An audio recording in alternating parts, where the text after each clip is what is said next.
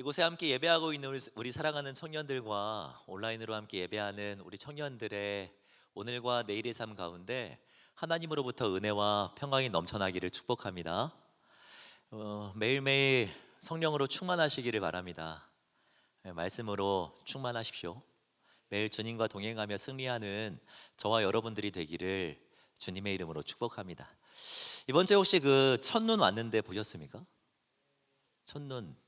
예, 이번 주 수요일에 왔었죠. 수요일 새벽에 아주 잠깐 왔었는데요. 새벽 예배를 마치고 가는 길에 저는 보았거든요. 이제 잠깐 내렸지만 이 첫눈이라는 것 자체가 되게 의미 있고 또 나름 좀 설레었던 그런 시간이었습니다. 이 처음이라는 것은 좀 그런 것 같아요. 늘 설레고 또 의미가 있고 하는 것 같은데요. 여러분 그 하나님과의 그 첫사랑의 때를 기억하십니까? 네, 첫사랑. 그 사랑 그대로 지금까지 유지하고 계시죠? 그 설레이는 그 사랑.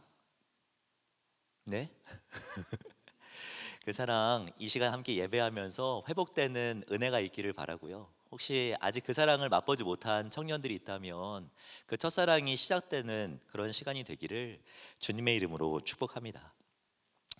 웨일즈 시인이자 작가인 윌리엄 헨리 데이비즈의 시 중에서 이런 시가 있습니다. 여기 나비 한 마리가 보여주는 본보기가 있다. 거칠고 단단한 바위에도 행복하게 앉아있는 나비. 이 거친 돌 위에 친구 하나 없이 혼자인 나비. 내 침상이 지금 딱딱하더라도 나 또한 개의치 않으리. 나도 이 작은 나비처럼 내 기쁨을 만들어가리. 나비의 행복한 마음은 바위를 꽃으로 만드는 힘이 있으니. 여러분 이 시의 제목을 아시겠습니까? 이 시의 제목이 뭘까요? 시를 다시 한번 띄워주시겠어요? 19회 제목이 포함되어 있는데 이 시의 제목이 무엇일까요? 몰라서 대답을 안 하시는 거예요? 네? 첫 줄에 있는 나비. 나비 죄송합니다. 나비 아니에요. 네, 이 시의 제목은 무엇이냐면 바로 본보기입니다. 본보기. 아마도 시인은 길을 가다가 이 돌 위에 홀로 있으면서도 나름 평안하면서 행복해 보이는 그런 나비 하나를 보면서 인사이트를 받았던 것 같습니다. 그리고 본인도 이 나비처럼 이 딱딱한 현실 속에서 이 마음을 지키며 살아가야겠다라고 그렇게 생각을 하게 된 것이죠. 이처럼 누군가 이 본받기를 원하는 대상을 가리켜서 이 본보기라고 합니다. 우리 인생을 살아가면서 이 본보기를 통하여서 상당히 많은 것들을 배우게 됩니다. 새로운 것들을 알게 되고 나 자신을 돌아볼 수도 있게 돼요. 본보기들을 보면서 내가 더 붙잡아야 될 것은 무엇이고 또한 내 삶에 덜어내야 될 것은 무엇인지 본보기를 통해서도 알 수 있죠. 살아가면서 본보기는 상당히 중요합니다. 신앙생활에 있어서도 이 본보기라는 것은 정말 중요해요. 오늘 본문에서 우리가 신앙생활하면서 따라가야 하는 본보기가 무엇인지 하나를 제시해주고 있는데요. 그것은 무엇이냐면 바로 이 어린아이와 같은 모습입니다. 어린아이. 오늘 우리가 함께 읽은 본문은 이 사람들이 어린아이 한 명을 예수님께 데려오면서 시작합니다. 이 당시에는 자신의 자녀를 이 선생이나 랍비에게 데리고 와서 축복기도 받는 것이 아주 일반적인 일이었는데요. 이 아이의 부모가 이를 기대하면서 자신의 자녀를 예수님께 데리고 온 거죠. 근데 제자들이 이 어린아이를 막아요. 어린아이를 밴해버립니다. 그리고 오늘 본문을 보면 그 어린아이를 데리고 온 것을 가리켜서 꾸짖었다라고 이야기하고 있습니다. 그 모습을 보신 예수님의 반응이 14절 말씀인데요. 이 14절 말씀을 보시면 예수께서 보시고 노하시어 이르시되 어린아이들이 내게 오는 것을 용납하고 금하지 말라. 하나님 나라가 이런 자의 것이니라 라고 말씀하고 있죠. 예수님은 이 제자들이 어린아이를 꾸짖는 것을 보고 이 노하셨다라고 말씀하고 있어요. 여기서 이 노하셨다라는 말은 이 아가낙테오라는 말로써 이 진심으로 정말 화가 났다라는 거예요. 진심으로 분노가 일어났다라는 거죠. 그리고 이어서 하신 말씀이 정말 중요한데요. 이어지는 15절 말씀을 보면 이렇게 말씀하십니다. 내가 진실로 너희에게 이르노니 누구든지 하나님의 나라를 어린아이와 같이 받지 않는 자는 결단코 그곳에 들어가지 못하리라 하시고 라고 말씀하고 있죠. 잘 아시겠지만 누구든지라는 말은요, 예외가 한 사람도 없다라는 말입니다. 이 하나님 나라를 받는다는 말은 영원한 그 나라에 들어가는 것을 의미해요. 그러니까 예수님은 이 영원한 하나님 나라에 들어가기를 원하는 사람들은 누구든지, 그 나라에 들어가기를 원하는 사람들은 예외 없이 어린아이와 같아야 한다라고 지금 말씀하고 계시는 것입니다. 누구를 본받아야 된다라고 이야기하는 거예요? 어린아이요, 어린아이. 어린아이를 본받아야지 하나님 나라를 누릴 수 있다라고 가르쳐주고 계시는 것이죠. 여러분, 어린아이와 같아야 한다는 것이 무슨 의미일까요? 예수님은 어린아이의 어떠한 모습을 보면서 본보기 삼아야 한다라고 말씀하시는 거예요. 혹자들은 이 어린아이의 순수성, 또 어린아이는 되게 순종을 잘하잖아요. 그러는 모습을 가리켜서 예수님이 이야기하시는 것이다 라고 주장을 하지만 저는 그 말에 동의하지 않습니다. 제가 어린아이를 키우고 있기도 하고 제가 2주 전부터 그 유치부 설교 하고 있거든요. 근데 이렇게 되게 근거리에서 어린아이를 보면은 순수한 것 같으면서도 별로 그렇게 순수하지 않아요. 제가 설교를 준비하면서 초등학교 2학년, 그러니까 9살 된 아이가 쓴 시 하나를 발견하게 되었는데요. 엄마는 나비, 엄마가 예뻐졌다는 말을 많이 들어서 꼭 나비 같다. 나는 새, 내가 노래를 많이 하고 잘하니까 꼭 참새 같다. 언니는 토끼, 언니가 착하고 예쁘고 샐러드를 좋아해서 꼭 토끼 같다. 아빠는 개, 내 부탁을 잘 들어주고 나랑 잘 놀아줘서 개 같다. 저는 여러분 이 시를 보면서 정말 소스라치게 놀랐습니다. 진심으로 제 아이가 9살이 되는 게 두렵더라고요. 여러분, 어린아이가 우리보다 순수하다고는 말할 수 있겠지만 어린아이가 그렇게 순수하지 않습니다. 말을 잘 듣는 것처럼 보이지만 그렇게 순종적이지 않아요. 예수님도 이러한 모습을 가리켜서 어린아이와 같아야 된다라고 말씀하신 것은 아니라고 저는 생각합니다. 복음서를 보면 예수님이 어린아이와 시간을 보내는 장면들이 정말 많이 등장하거든요. 근데 그 중에서 유일하게 딱 하나, 어린아이는 이런 모습인 것 같아 라고 이렇게 우리에게 힌트를 주신 말씀이 딱 하나 있어요. 마태복음 18장인데요. 마태복음 18장을 보면은 이 제자들이 서로 누가 크냐, 내가 더 큰 사람이다 이렇게 싸우는 장면이 등장하는데, 그때 예수님께서 어린아이 한 명을 데려다가 가운데 두시고 이렇게 말씀하시는 거예요. 마태복음 18장 4절을 보면 그러므로 누구든지 이 어린아이와 같이 자기를 낮추는 사람이 천국에서 큰 자니라. 예수님에게 어린아이는 어떤 사람이었어요? 자기를 낮추는 사람. 예수님이 말씀하시는 어린아이는 자기를 낮추는 사람입니다. 자신이 작고 연약함을 스스로도 인정하는 사람. 그냥 겸손한 정도가 아니라 실제 나는 무능한 사람입니다, 나는 정말 작은 사람이에요 라고 인정하는 사람. 그런 사람이 바로 어린아이와 같은 사람이라는 것입니다. 부인할 수 없는 어린아이의 특징이 있다면 혼자서는 아무것도 할 수 없다라는 거예요. 누군가를 의존해야지만 살아갈 수 있다는 것입니다. 여러분, 기도해 주셔서 제 아이가 벌써 4살이 되었거든요. 근데 성장하는 과정들을 보면은 이 때때마다 표현만 달라질 뿐 늘 누군가의 도움이 필요했던 것 같습니다. 이 돌들 지나기 전에는요 늘 우는 거예요. 배고프면 울고, 일을 보면 울고, 불편해도 울고, 그냥 울어 제끼는 겁니다. 1살 좀 넘었을 때는요 간단한 제스처하고 그냥 간단한 그런 표현 정도 하더라고요. 브로콜리가 먹고 싶으면 나부 이래요. 나부 진짜요.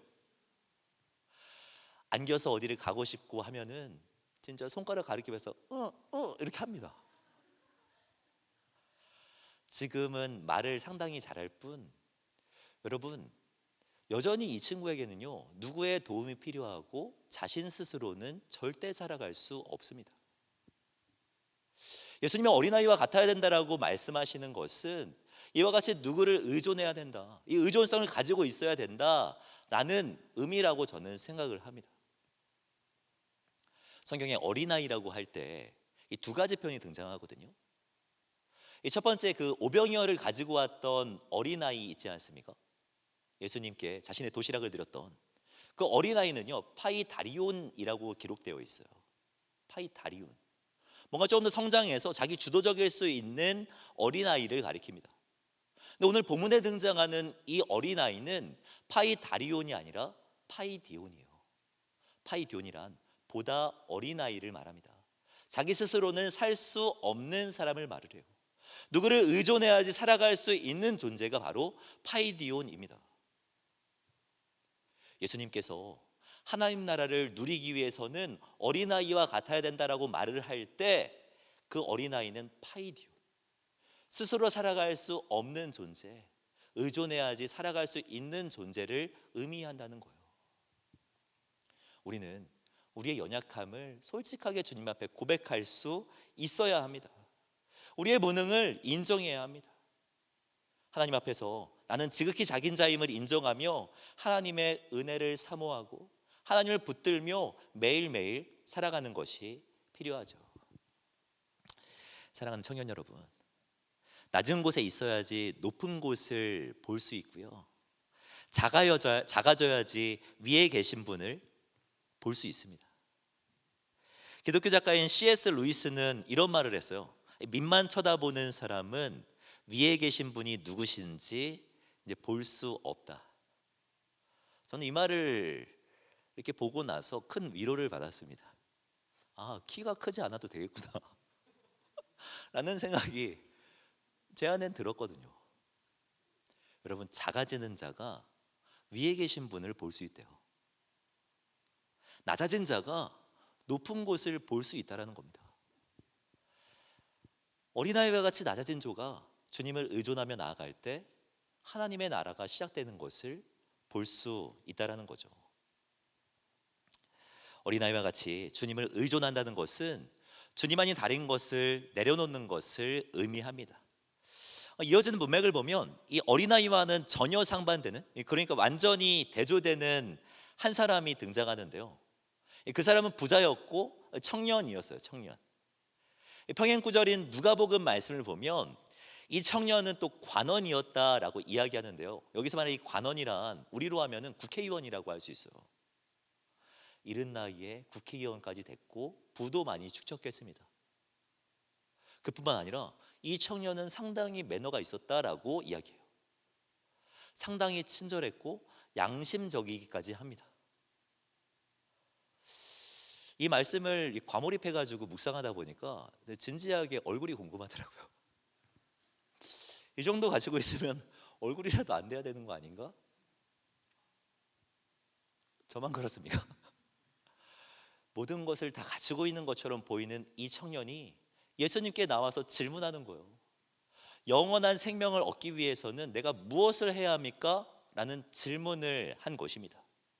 이 앞문맥과 연결해서 해석한다면 무엇을 해야지 하나님 나라에 들어갈 수 있습니까? 라고 질문한 것이죠.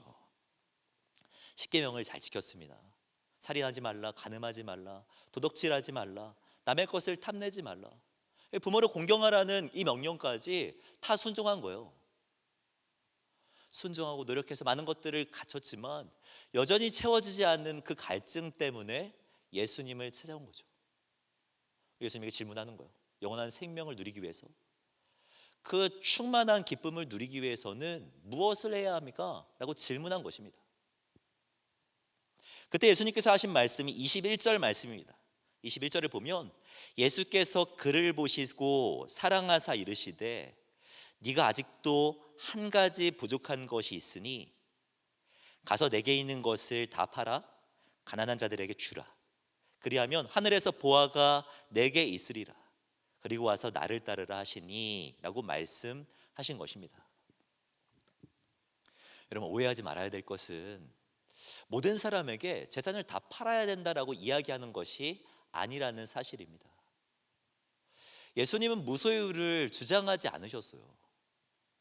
금욕에 대해서 성경이 가르치는 부분이 분명히 있지만 금욕주의를 주장하는 것이 아닙니다. 성경은 말입니다.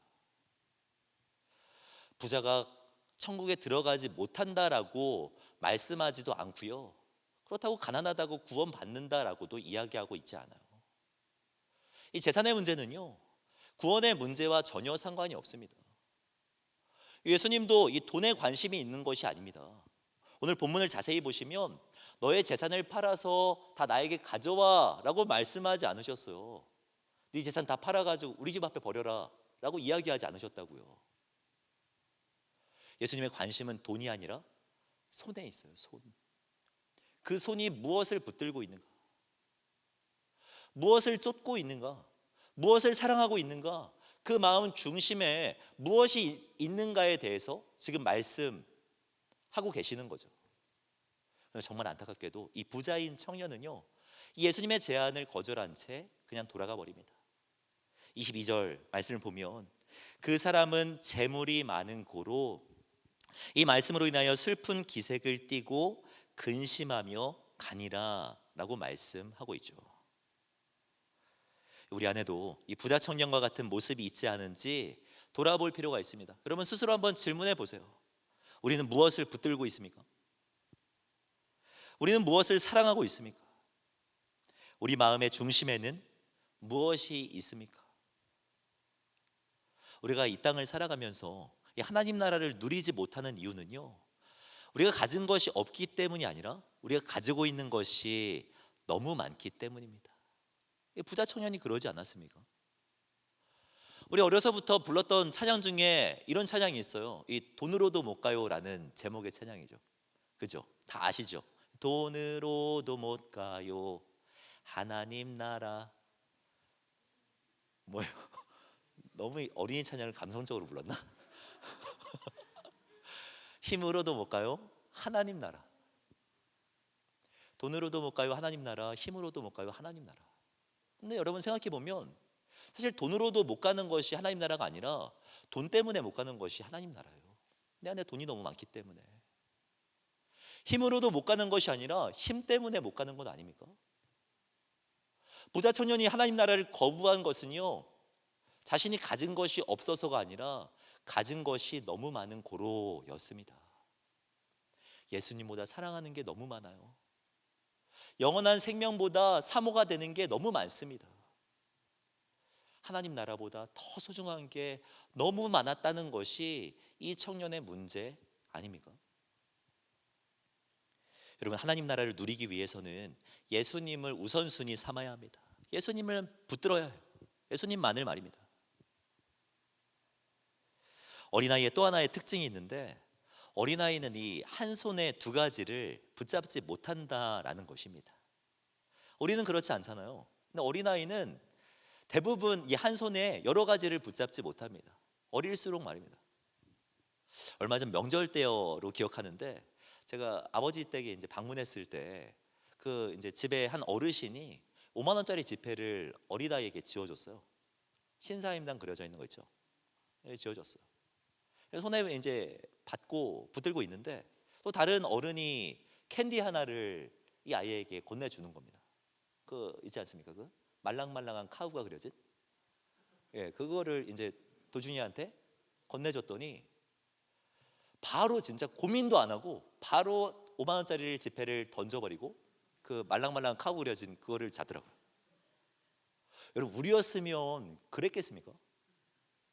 5만 원을 빨리 주머니에 넣고 캔디를 붙잡던가 아니면 손에 돈을 그대로 쥔 채 캔디를 붙잡는 게 우리들이잖아요.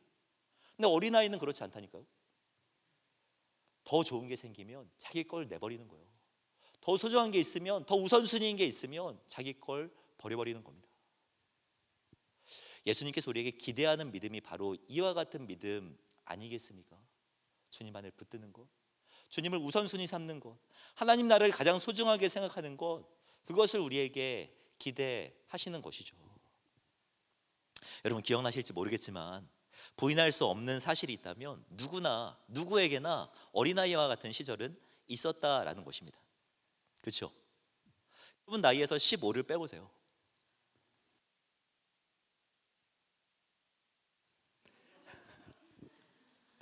그것도 안 되겠다면 30을 빼보십시오.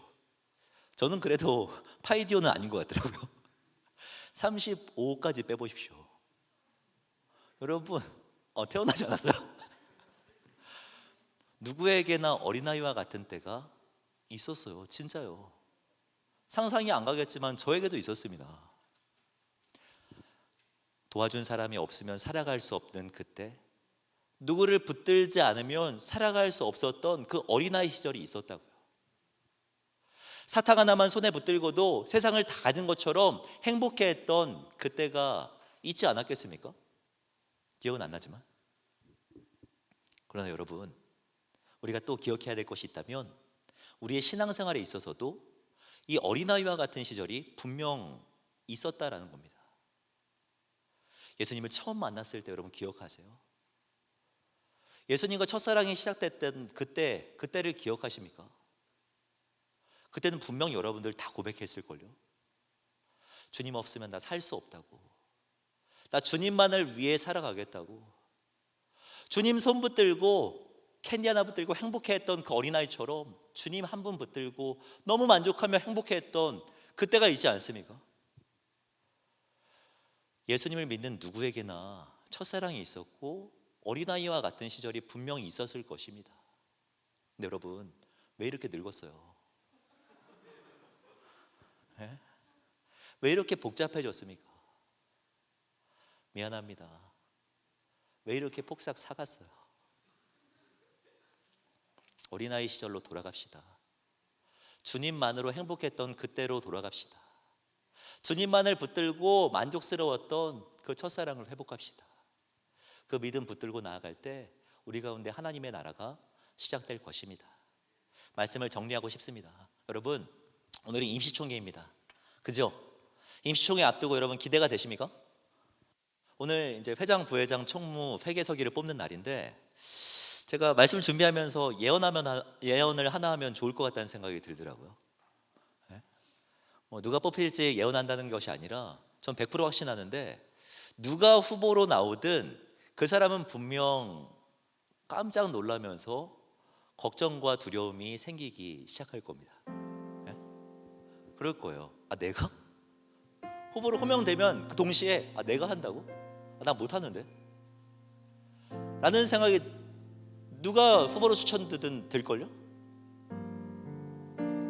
내가 어린데 내가 할 수 있어? 여러분, 이 자리는요 나이 많아도 부담되는 자리예요. 저 그런 거 안 해봤는데요? 두 번째 하는 사람, 심지어 세 번째 하는 사람도 부담될 거예요. 전 너무 내성적이라 리더가 된다는 거는 생각도 안 해봤는데요. 외향적인 사람도 이 자리는 되게 힘든 자리예요. 제가 이번 주 말씀을 준비하면서 사역을 내려놓고 내가 청년부의 임원이 된다면, 물론 그건 불가능하겠지만 임원이 된다면 나는 할 수 있을까? 라고 생각해 봤을 때 저도 못할 것 같더라고요. 근데 여러분, 그 마음, 그 고백이 있는 사람이 청년 공동체를 세워가는 거예요. 저는 할 수 없는데요. 난 진짜 할 수 없어요. 저는 할 수 있는 상황도 아니고 할 수 없어요 라는 고백이 있지만, 정말 나는 할 수 없다라는 어린아이와 같은 마음이 있지만, 그럼에도 주님을 붙들며 나아갈 때 우리 안에 하나님 나라가 세워지는 것입니다.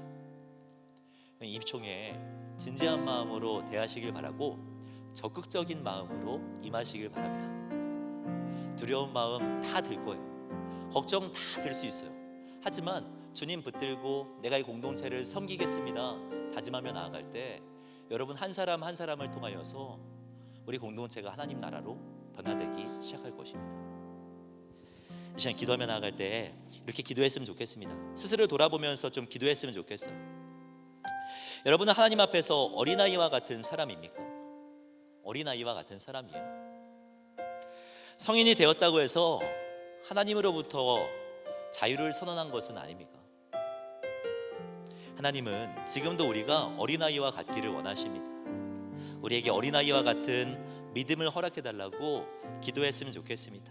나는 할 수 없지만 오직 주의 은혜로 살아가게 하여 주시옵소서.